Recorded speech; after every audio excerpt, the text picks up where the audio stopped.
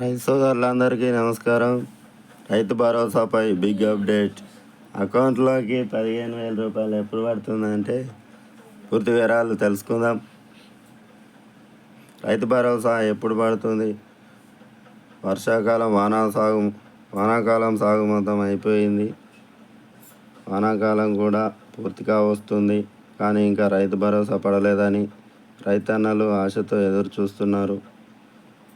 వర్షాకాలం రావడంతో రైతులంతా ప్రభుత్వం వైపు ఆశగా ఎదురు చూస్తున్నారు. ఎప్పుడెప్పుడు రైతు భరోసా ప్రభుత్వం విడుదల చేస్తుందా అని ఎదురు చూస్తున్నారు. ఈ క్రమంలోనే వ్యవసాయ శాఖ మంత్రి తుమ్మల నాగేశ్వరరావు గారు కీలకమైనటువంటి ప్రకటన అయితే చేయడం జరిగింది. రైతు భరోసా డబ్బుల విడుదలపై ఈసారి పంట వేసిన రైతులకు మాత్రమే, సాగు చేస్తున్నటువంటి రైతులకు మాత్రమే ఇస్తామని ప్రకటన చేయడం అయితే జరిగింది. ఎవరైతే పంట సాగు చేస్తారో వారికి మాత్రమే ఇస్తామని ప్రకటన అయితే చేయడం జరిగింది. కొండలు గుట్టలకు ఎట్టి పరిస్థితుల్లో ఇవ్వబోమని క్లారిటీ అయితే ఇవ్వడం జరిగింది. గత బీఆర్ఎస్ ప్రభుత్వం చాలామంది అనర్హులకు రైతు భరోసా, రైతు బంధు సాయం అందించడం జరిగింది.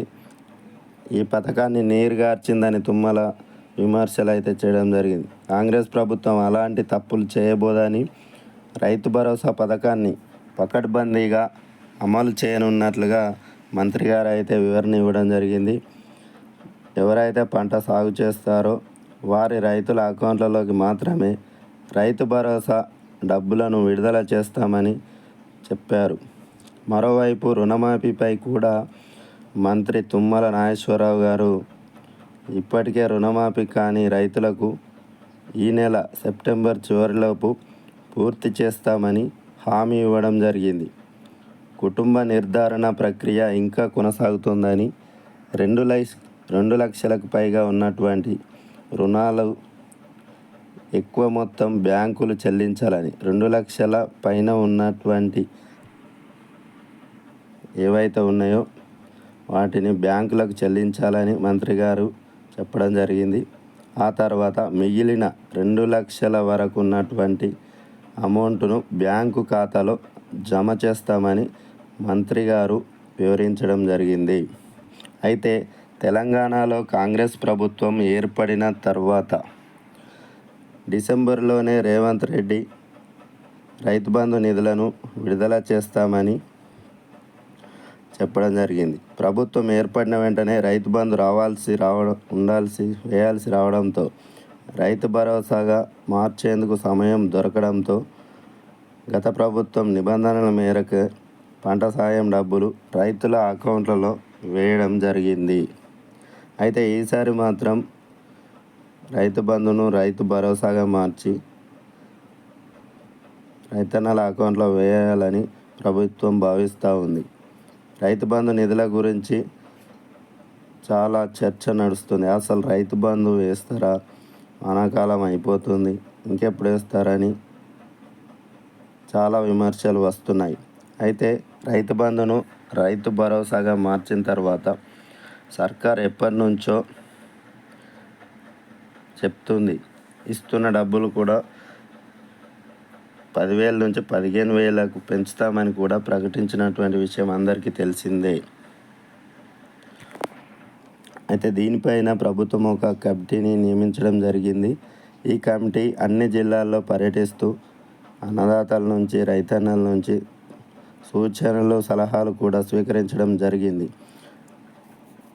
అయితే ఎన్ని ఎకరాలకు రైతు భరోసా డబ్బులు వేయాలి అనే విధి విధానాలు ఖరారు చేసేటటువంటి పనిలో ప్రభుత్వం అయితే ఉంది. పూర్తిగా దీనికి సంబంధించి ఎన్ని ఎకరాల వరకు ఇవ్వాలి, ఎవరికి ఇవ్వాలి, కొండలు గుట్టలకు సాగు చేయనటువంటి రైతులకు రైతు భరోసా ఇవ్వమని మంత్రి గారు అయితే చెప్పడం జరిగింది. సాగు చేసే రైతులకు మాత్రమే రైతు భరోసా డబ్బులు వేస్తామని అయితే ప్రకటించడం జరిగింది. కానీ 5 ఎకరాలక, 10 ఎకరాలక, ఎన్ని ఎకరాలకని పూర్తిగా నిర్ధారించిన తర్వాత ఈ రైతు భరోసా డబ్బులు అయితే విడుదల చేస్తామని అయితే మంత్రి గారు చెప్పడం జరిగింది. త్వరలోనే రైతు భరోసాకు సంబంధించినటువంటి కొత్త మార్గదర్శకాలను ప్రభుత్వం విడుదల చేసే అవకాశం ఉంది. అయితే ఈసారి రైతుల అకౌంట్లలో రైతు భరోసా పథకంలో భాగంగానే డబ్బులు అయితే జమ అవుతాయని మంత్రి గారు అయితే చెప్పడం జరిగింది. రైతన్నలు ఏం ఆధైర్యపడాల్సినటువంటి అవసరం లేదు. తప్పకుండా ప్రభుత్వం రైతు భరోసా డబ్బులను విడుదల చేయడానికి సిద్ధంగా ఉంది.